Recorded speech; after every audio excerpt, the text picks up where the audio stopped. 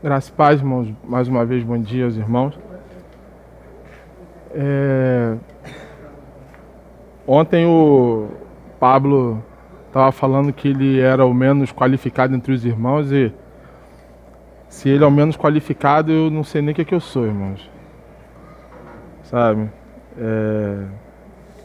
E dou graças ao Senhor de poder estar aqui junto com os irmãos. De tudo que já foi ministrado, tudo aquilo que já foi falado, né? Ainda bem que a gente está gravando, porque eu vou precisar ouvir algumas vezes, né? Mais para absorver melhor. Nós estamos falando sobre paternidade, né? E os irmãos já falaram bastante coisa sobre o relacionamento, né? De Deus conosco como Pai. E uma das coisas que ficou bem forte para mim foi o que foi falado logo no primeiro dia, na questão de que se nós queremos ser bons pais, nós precisamos ser bons filhos, né? E é interessante que pelo menos meu pai e minha mãe dizem isso, né?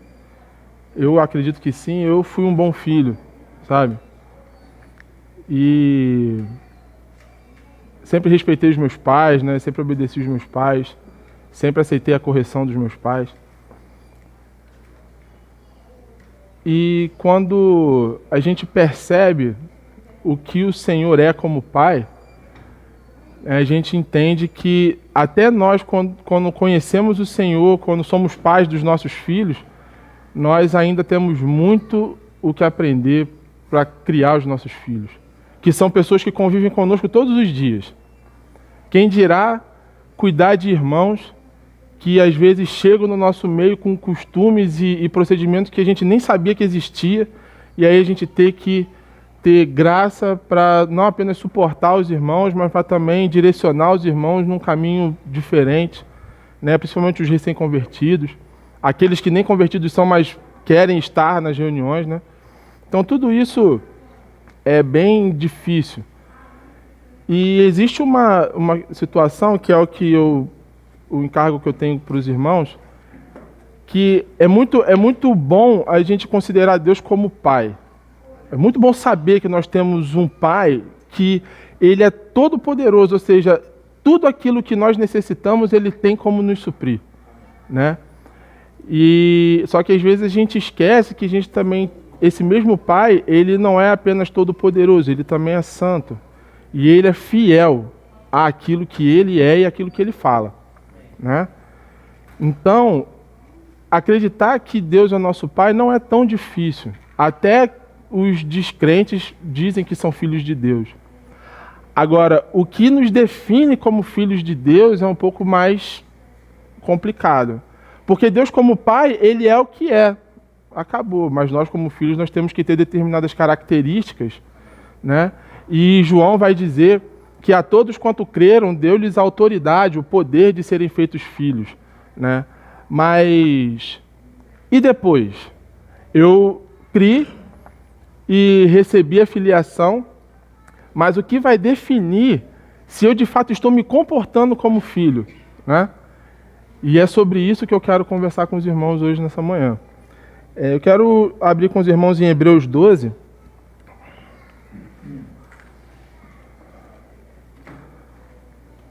o texto fala por si, irmãos. Eu vou falar alguma coisa só para complementar, mas o texto, já por si só, ele já fala, né?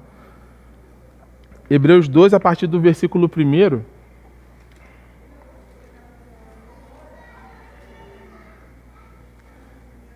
Ele diz assim: portanto, nós também, pois que estamos rodeados de uma tão grande nuvem de testemunhas, deixemos todo o embaraço e o pecado que tão de perto nos rodeia. Obrigado. E corramos com paciência a carreira que nos está proposta, olhando para Jesus, autor e consumador da fé, o qual, pelo gozo que lhe estava proposto, suportou a cruz, desprezando a afronta, e assentou-se à direita do trono de Deus. Considerai, pois, aquele que suportou tais contradições dos pecadores contra si mesmo, para que não enfraqueçais, desfalecendo em vossos ânimos. Ainda não resististes até o sangue combatendo contra o pecado, e já vos esquecestes da exortação que argumenta convosco, como filhos. Filho meu, não desprezes a correção do Senhor, e não desmaies quando por ele fores repreendido. Porque o Senhor corrige o que ama, e açoita a qualquer que recebe por filho. Se suportais a correção, Deus vos trata como filhos. Porque que filho há a quem o pai não corrija? Mas se estáis sem disciplina, da qual todos são feitos participantes, os filhos, sois então bastardos e não filhos. Além do que, tivemos nossos pais segundo a carne para nos corrigirem, e nós os reverenciamos. Não nos sujeitaremos muito mais ao Pai dos Espíritos para vivermos? Porque aqueles, os pais carnais, os pais biológicos, na verdade, por um pouco de tempo nos corrigiam como bem lhes parecia. Mas este, Deus, o Senhor, para nosso proveito, para sermos participantes da sua santidade. E, na verdade, toda correção ao presente não parece ser de gozo, senão de tristeza, mas depois produz um fruto pacífico de justiça nos exercitados por ela, pela correção. Portanto, tornai a levantar as mãos cansadas e os joelhos desconjuntados ou trôpegos, e fazei veredas direitas para os vossos pés, para que o que manqueja não se desvie inteiramente, antes seja sarado. Até aqui, irmãos. Então a gente percebe nesse texto que uma das características dos filhos é que ele recebe a repreensão e a correção do Senhor, né? Só que ele faz uma comparação, porque o capítulo 12 de Hebreus ele vem depois do capítulo 11. E o capítulo 11 está falando dos homens que viveram na fé. Esses homens que viveram na fé, a maior parte dos que são citados, né, viveram no Antigo Testamento e não no Novo. Ou seja, eles não tinham toda a revelação que nós temos e viveram pela fé. E quantas vezes nós, que temos uma revelação ainda mais excelente do que aquela, naufragamos na fé porque não conseguimos reconhecer quando o Senhor nos corrige. Por isso que eu disse no início que é muito fácil nós dizermos que somos filhos de Deus quando está tudo correndo bem. Mas, irmãos, o Senhor, Ele é santo. Ao mesmo tempo que Ele é amoroso, que Ele é bondoso, Ele é santo. E a nossa atitude na carne fere essa santidade. E Ele, como nosso Pai, precisa nos corrigir para que nós sejamos agradáveis a Ele. Porque é muito fácil nós estarmos na igreja com essa ideia de que Deus é um Pai que passa a mão na nossa cabeça quando a gente comete algum ato falho. Ele não nos agride, mas Ele precisa nos corrigir. Sabe por quê, irmãos? Ele tem uma palavra empenhada para nós. A palavra de Deus vai dizer que todos aqueles que Ele conheceu, Ele predestinou para serem conforme o seu Filho. Então, irmão, não existe outra maneira dele terminar a obra em cada um de nós, a não ser nos conformando à imagem do seu Filho. O que Ele tem que fazer para que isso aconteça, vai valer de cada um de nós. Porque quanto mais nós recalcitramos contra os aguilhões, mais Ele precisa ser forte para nos colocar na posição que Ele deseja nos colocar. Então, a correção que Ele traz para nós não visa a nossa tristeza ou a nossa decepção. Visa o nosso crescimento. Entende? E por conta disso, a gente falou até isso na Taquara uma vez, por conta desse tipo de relacionamento que Deus tem conosco, muitos de nós entramos em crise. Por quê? Porque a gente achava que Deus tinha que fazer as nossas vontades, quando na verdade somos nós que temos que fazer a vontade dEle. Porque quem é o Senhor? Nós ou Ele?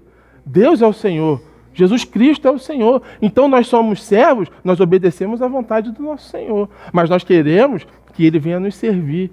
E de fato Ele nos serve, irmãos. Mas Ele nos serve naquilo que é necessário para nós, não naquilo que nós queremos. E aí, quando a gente vive com o Senhor, onde a gente espera conviver com Ele num nível onde tudo é bom, tudo é tranquilo, tudo é da maneira que eu desejo, da maneira que eu quero, e ele começa a me repreender porque ele percebe que eu estou indo por um caminho que eu não deveria ir, então ele precisa me trazer de volta. E isso é natural. Ele não vai deixar de nos corrigir em nenhum momento.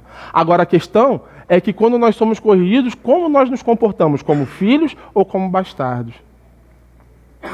Então, a correção de Deus para cada um de nós, ela vai ser proporcional à dureza do nosso coração. Quanto mais duro o nosso coração, maior e mais forte vai ser a repreensão do Senhor para nós. Então, quanto mais nós nos submetemos ao Senhor, mais fácil é a caminhada. Quanto mais nós nos humilhamos diante do Senhor, mais fácil é a caminhada. Percebe, irmãos, que eu não lembro exatamente quem falou, mas foi ontem, que falou do Senhor, acho que foi o Silas, que o Senhor viveu até 30 anos uma vida normal, normal entre aspas, comum. Ele ajudou o pai, ajudou a mãe, ajudava a cuidar da casa, talvez dos irmãos mais novos, né? Então, ele viveu uma vida que todos nós vivemos um dia, ou vivemos até hoje. E com 30 anos ele começou o ministério dele. Irmãos, a gente não ouve em nenhum momento o Senhor reclamar de nada. Nenhum momento. Sabe por quê? Porque ele entendia que tudo o que ele tinha que fazer ali era a vontade do Pai. O relacionamento dele com o Pai era um relacionamento tão íntimo e tão intenso que a vontade dele era a mesma vontade do Pai. Quando a nossa vontade ela destoa da vontade do Pai, o Pai precisa colocar a gente na vontade dele. E aí é doloroso. E não é fácil. Quanto mais duro é o nosso coração, mais dura é a repreensão do Senhor para nós. Então a gente precisa tirar de nós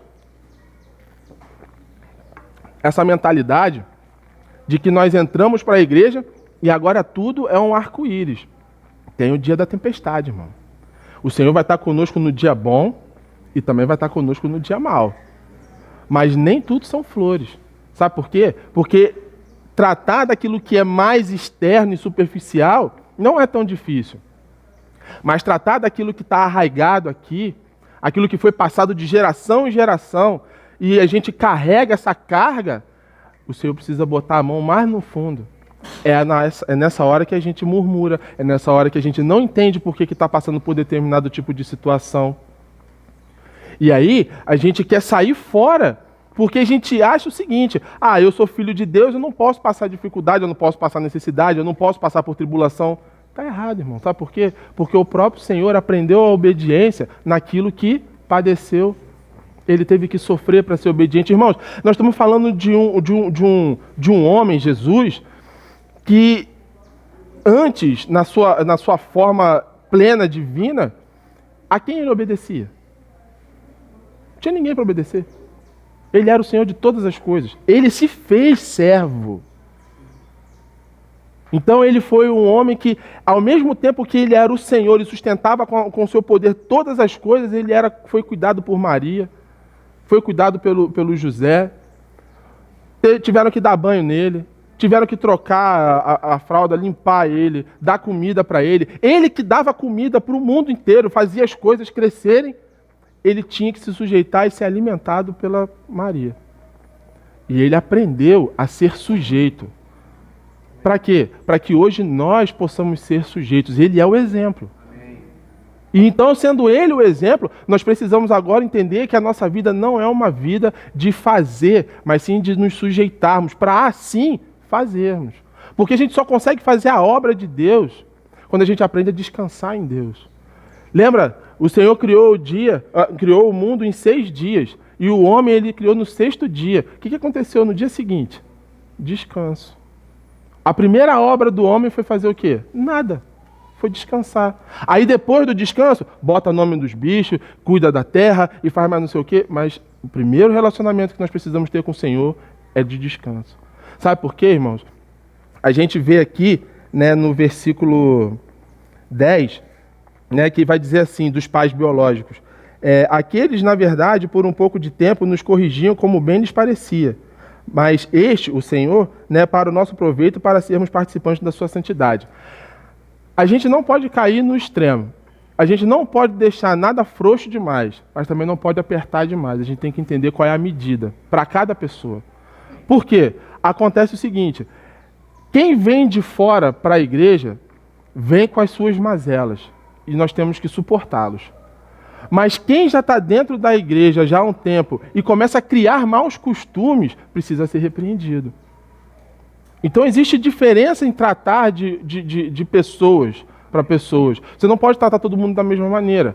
E aí, o que acaba acontecendo conosco é que eu vejo algo errado tanto dentro da minha casa, com esposa, ou filho, ou pai, ou mãe, enfim, e aquilo me incomoda, ou me irrita, ou me desagrada, e eu sou enérgico, eu falo, eu repreendo, está errado. O Senhor não faz isso porque Ele está com raiva. Ele faz isso porque Ele quer que nós sejamos participantes da sua santidade. Então, se eu repreendo dentro da minha casa as pessoas que estão lá dentro, ofendo e maltrato de alguma maneira, porque, irmão, maltratar não significa eu ter a intenção de fazê-lo, mas de como a pessoa está recebendo aquilo que eu estou falando ou fazendo. Então eu não posso ter, se eu tenho essa atitude dentro da minha casa, como é que eu vou ter na igreja? A mesma atitude. E aí eu começo a matar os irmãos, ao invés de edificar os irmãos. Então quando eu repreendo um irmão, não é para que o irmão seja humilhado, é para que o irmão seja edificado e fortalecido. E aí a gente vai ver situações como o Senhor Jesus dizendo para aquela adúltera, nem eu te condeno, vai, não peques mais. Assim como a gente vai ver Paulo dizendo que tinha um outro rapaz que tinha que ser lançado para Satanás, tinha que ser entregue para Satanás. Então, como a gente discerne isso? A gente precisa estar de acordo com a mente de Deus. Para quê? Porque o Senhor, irmãos, Ele não vai descer numa nuvem até aqui e para vir aqui e falar com a gente o que está acontecendo, não. É o Espírito Santo que tem que falar com cada um de nós para nós discernirmos. O Senhor vai nos corrigir através de nós. Nós somos a correção do Senhor uns para os outros. É claro que o Espírito pode falar para cada um de maneira pessoal? Pode. Mas, irmãos, o que Ele quer é que nós nos relacionemos uns com os outros. Então, eu não posso ter na minha mente algo do tipo, na igreja, tudo é permitido, porque com o tempo o Senhor vai cuidar de todas as coisas. Está errado, irmãos. Está errado. Porque tem certas coisas que não podem ser praticadas dentro da igreja. Tem certas coisas que para um filho de Deus, uma filha de Deus, não convém mais. Então nós precisamos instruir os irmãos e as irmãs para que eles entendam que existem determinadas coisas, já que eles são nova criatura, já que nós nascemos de novo em Cristo Jesus, nós precisamos compreender entre os santos que tem determinadas coisas que não nos convém mais.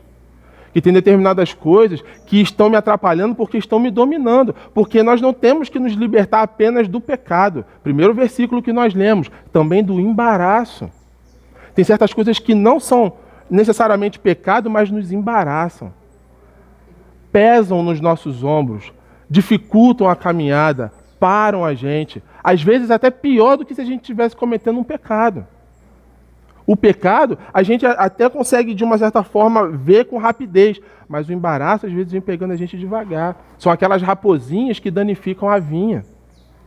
E se a gente não tiver comunhão, se nós não estivermos na comunhão, conhecendo uns aos outros, sabendo da vida uns dos outros, irmãos, e eu não estou dizendo que isso tem que ser algo público para todo mundo, mas a gente tem que reconhecer quais são os irmãos que caminham conosco, e a gente não tiver intimidade com os irmãos para pedir auxílio, e também se nós não tivermos intimidade com os irmãos para percebermos e irmos até o irmão para falar com ele, a gente começa a gerar um monte de bastardo, que no dia que for realmente repreendido não vai aceitar. E vai sair. Quantas vezes, eu tenho certeza que cada um de vocês aqui já teve essa experiência, de quantos irmãos, no dia que foram repreendidos, nunca mais voltaram para a reunião. Eu já vi. E irmãos que não eram recém-convertidos, não. Irmãos que me ensinaram. Irmãos que já estavam no caminho há muito mais tempo do que eu. E o dia que foi repreendido, desapareceu. Por quê? Porque não sabe receber repreensão. Acha que tudo que fala está certo, acha que tudo que faz está certo, acha que não tem ninguém capaz de dizer para ele que ele está errado. Irmão, quem somos nós, irmãos? Quem somos nós? Nós somos pecadores, irmãos. Irmãos, o Senhor não nos chamou porque nós somos bons, porque nós somos bonitos, porque nós temos alguma excelência que Ele possa usar. Não, Ele chamou porque Ele quis. Ele chamou porque Ele quis. E se Ele quis, foi por graça, por misericórdia. Nós somos filhos da misericórdia de Deus. E nós temos que gerar filhos de misericórdia. E não suscitar a ira aos irmãos, mas também não deixar os irmãos viverem de maneira frouxa. Porque se a gente deixa a coisa frouxa demais, acaba acontecendo que esse irmão ele não vai ter ele não vai ter disciplina. E o primeiro dia que ele for disciplinado, ele vai estranhar. É óbvio que vai estranhar. É igual você ter um filho que você nunca repreende e deixa ele fazer tudo. A primeira vez que você disser não para ele, ele vai espernear. E que força você vai ter para dizer para o seu filho que ele tem que parar? Ele não está acostumado a ser repreendido. Na igreja é exatamente a mesma coisa, sabe? E aí, muitas vezes a gente trata a igreja, a gente idealiza a igreja conforme os nossos ideais.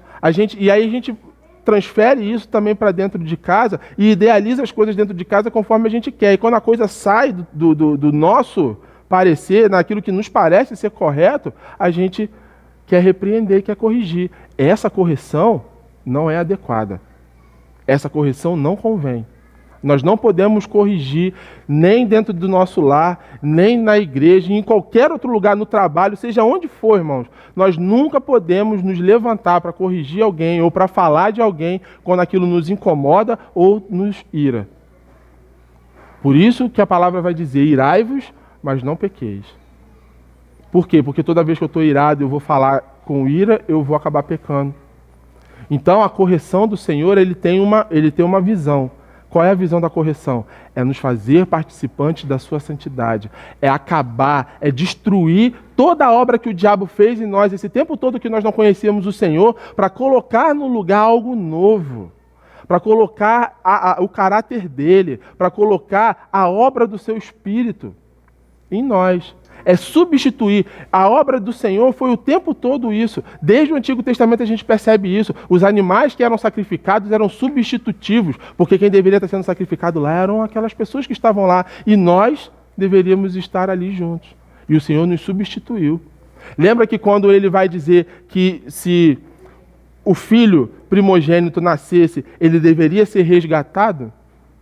Mas o animal imundo não era resgatado se não tivesse dinheiro para resgatar, se não tivesse a oferta para dar para resgatar, o cordeiro para resgatar. O que tinha que acontecer com aquele animal imundo? Mata. Nós somos esses animais imundos, irmão. Era para ter acontecido isso com a gente, mas o Senhor nos resgatou. Entende? Então, a nossa vida é toda ela substitutiva. Então, o Senhor tira o velho para estabelecer o novo o tempo todo. E é por isso que ele precisa nos corrigir, para tirar de nós aquilo que é velho, para tirar aquilo que faz parte da velha natureza. Para quê? Para estabelecer a natureza de Cristo em nós. E muitas das vezes, isso não vai ser algo simples, não vai ser algo que vai acontecer da noite para o dia. Nós vamos ser corrigidos hoje, amanhã, e depois, até chegar um momento em que aí vai parecer que é como se fosse um passe de mágica, de repente tudo acontece. Não, irmão, isso já vem acontecendo. De repente você que não percebeu. A gente vai murmurando, chega uma hora que não tem mais jeito, a gente se submete e aí sim o Senhor pode fazer a obra dele. Aí quando ele faz, a gente acha, foi do nada. Não foi do nada não, irmão. Isso já vem sendo levado há muito tempo, sabe? Então, a gente precisa compreender que na igreja existe correção. Na igreja, o Senhor vai usar os irmãos e talvez situações do dia a dia como um açoite para trazer a gente a consciência de que a gente está indo pelo caminho errado. Então não é difícil a gente compreender por que de vez em quando a gente está tão bem no nosso emprego e a gente sai. De repente o cara fala, não, eu não quero mais, você pode ir embora. Mas Senhor, eu estava fazendo tudo direitinho. Pois é, mas só que o seu trabalho estava te atrapalhando a chegar perto de mim. Só que ao invés da gente fazer isso, a gente vai, poxa, eu não faço nada certo, dá tudo errado na minha vida. Eu não sei por que eu sirvo esse Deus, porque toda vez que eu peço alguma coisa a ele faz tudo o contrário. Você já perguntou se é isso que ele quer? Antes de pedir? Porque uma coisa é a gente ler que tudo aquilo que nós pedimos com fé será feito. Outra coisa é a gente lembrar que também, João vai dizer lá no capítulo 5 da sua epístola, que tudo aquilo que nós pedimos de acordo com a sua vontade é feito. A nossa fé é compreender que nós estamos fazendo de acordo com a vontade de Deus e não de acordo com a nossa. E quantas vezes a gente caminha às vezes, de uma maneira tão natural, o Pablo falou isso, né? A gente caminha de uma maneira tão natural que a gente nem pergunta para o Senhor, Senhor, é isso mesmo que eu tenho que fazer? É por aqui que eu tenho que trilhar? Não, a gente vai. E depois reclama quando dá tudo errado. Mas vai reclamar do quê? Se o Senhor mandar você ir e der tudo errado, você pode até reclamar, mas eu acho que não vai dar errado.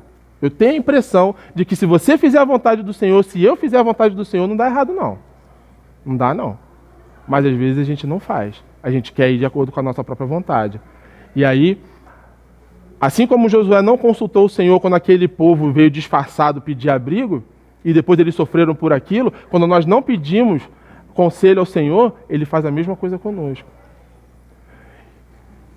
E para finalizar, que eu não quero me estender muito, esses dois últimos versículos aqui, o 12 e o 13, ele vai dizer o seguinte: portanto, tornai a levantar as mãos cansadas e os joelhos desconjuntados. Fazei veredas direitas para os vossos pés, para que o que manqueja se não desvie inteiramente e antes seja curado. Irmãos, aqui existe uma repreensão para esses hebreus que pelo tempo já deveriam ser pais, já deveriam ser mestres, mas ainda eram meninos. Então o escritor de Hebreus está dizendo para eles que eles deveriam se restabelecer, porque por conta desses que já deveriam ser mestres, mas ainda estavam vivendo como meninos, outros estavam se desviando. E ele diz, façam isso rápido, porque já tem gente se desviando e vocês precisam estar prontos para que eles não se desviem totalmente. Então nós precisamos olhar para dentro das nossas assembleias, das nossas congregações e perceber se talvez pela nossa negligência já não tem gente se desviando ou pensando em se desviar. Porque ou nós somos duros demais, somos duros porque agimos com a carne, ou porque nós estamos deixando frouxo demais porque nós achamos que o Senhor vai chegar e vai fazer um estalar de dedos e vai resolver tudo. Cabe a nós. Quando o Senhor disse que Ele edificaria para si a sua igreja, Ele também disse para nós que nós temos um momento em que o nosso serviço ele é necessário. Por isso é um corpo. Por isso existe a mão, o pé, a boca, o ouvido, a orelha. Para quê? Para que nós possamos cuidar uns dos outros. O cabeça é Cristo. Então a ordem tem que vir dele, mas a ação é nossa. A ação é nossa. E nós não podemos deixar, irmãos, que a igreja vire um quartel, mas também não podemos deixar que a igreja vire um parque de diversões. Nós precisamos estabelecer um equilíbrio. Para quê? Para que quando as pessoas nos olharem lá fora, elas possam entender que isso aqui não é bagunça. Mas também quando elas nos olharem, as pessoas lá de fora nos olharem, também perceberem que isso aqui não é um matadouro. Mas é um lugar onde as pessoas são ajustadas. Onde nós somos moldados à imagem daquele que é perfeito. Por isso que nós temos que andar com Ele. Mas para nós andarmos com Ele, nós precisamos andar com os irmãos. Nós precisamos estar guardados pelos irmãos e guardando os irmãos. É uma via de mão dupla. Então, o nosso escudo, ele precisa tanto nos defender, quanto defender aquele que talvez esteja enfraquecido nas suas defesas. Então, se eu não me posiciono da maneira correta, eu posso estar correndo o risco de estar matando o meu irmão do lado. E eu não posso negligenciar a vida dos meus irmãos, porque o Senhor sofreu todas as coisas para nos colocar na posição de filhos. Ele não mediu esforços para vir à terra como homem, se humilhando de toda maneira que ele pôde ser humilhado, morrer naquela cruz para nos salvar, para depois eu virar e falar, bom, irmão, agora é contigo, você se converteu, o problema é seu, o Senhor resolva contigo. Irmão, nós somos homens e mulheres, não somos cachorro. Cachorro que depois que desmama, a mãe larga e vai viver por aí. Não, nós não somos cães, nós somos filhos de Deus. E o Senhor não vai nos desamparar. E nós também não podemos desamparar uns aos outros. O Senhor nunca vai deixar de nos corrigir, também nós não podemos deixar de corrigir uns aos outros. Com amor, irmãos, com graça, mas com seriedade também, com rigidez, sim. com rigidez sim, mas não para matar os irmãos, mas para dizer para o irmão, irmão, o que o Senhor quer de você é que você seja santo, como Ele é santo. É que você seja perfeito, como Ele é perfeito. O que eu estou dizendo para você não é para te matar, mas é para que você atinja essa perfeição. Não que eu tenha atingido, mas eu sei que o caminho é esse. Então, está difícil para você, irmão? Vamos caminhar junto. Pega, tá ruim de ficar de pé? Eu boto você no ombro. O irmão tá pesado? Irmão, me ajuda aqui que eu preciso carregar esse irmão aqui e tá difícil. Irmão, a nuvem não anda mais rápido do que o servo mais lento. O servo mais lento precisa estar debaixo da nuvem. Então a nuvem só vai andar no passo que o mais lento conseguir caminhar. Quer chegar rápido, irmão? Quer que o Senhor venha logo? Vamos carregar os irmãos que não estão conseguindo andar no colo, então? Ao invés de apontar na cara dele e falar para ele que ele não presta. Mas também vamos pegar os irmãos que estão voando por aí, olhando para o horizonte perdido e direcionar a visão dele. Ó, é para lá que a gente está marchando. É para lá que a gente tem que ir. E assim, irmão, todos nós vamos atingir o alvo juntos. Porque esses de Hebreus 11, que a gente terminou de ler, não serão aperfeiçoados sem nós. É por isso que o Senhor não veio na época deles, porque ele ainda nos esperava. Então eles jamais serão aperfeiçoados, a ressurreição jamais chegará para eles, até que o último entre. Quando o último entrar, aí todos nós seremos aperfeiçoados juntos com os antigos. Então que nós possamos nos corrigir e exortar uns aos outros nesse tempo, irmãos. Entende? Eu não vou ler porque o texto é muito grande, mas se vocês tiverem a curiosidade depois de ler, leiam Oséias capítulo 2, que vai falar daquela mulher que tinha vários amantes e o Senhor não desistiu dela. Mas o que esse noivo, o que esse esposo fez com ela? Cercou ela de espinhos, tirou tudo que ela tinha, levou ela para o deserto e no deserto falou com ela ao coração. O Senhor quer falar aos nossos corações, mas talvez Ele precise nos levar ao deserto primeiro, para que nós não tenhamos mais vozes nos ouvidos além da dele.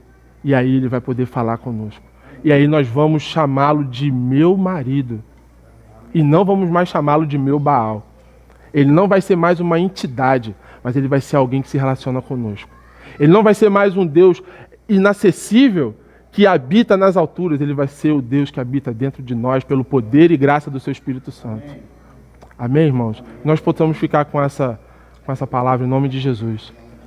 Amém.